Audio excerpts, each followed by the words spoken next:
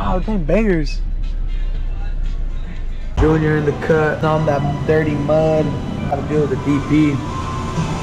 I was thinking about it. What the fuck am I gonna get? Stop playing. This is burger review of all burger reviews. Oh shit. Mmm. That shit dripping. Mmm. The pepper. The patty, bro. Fuck Connell's. Fuck Easy Burger. Classic burger, homie.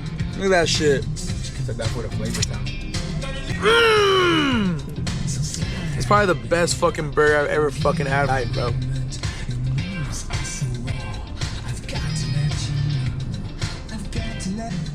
Wash down some bevy. Wow. I'm lost for fucking words. Literally, bro. Out of all the burgers I've had all year, this was the fucking clogger. I mean, I had a clogger last week. 4x4, chopped chilies, grilled onions, mustard. It didn't hit as hard as this fucking burger right here. Yo, I'm over here eating the fries, so I'm done, fool. That's how fucking good this place is.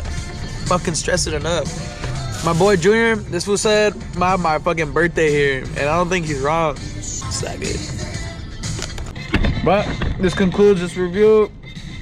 Fucking 11 out of 10, Dick.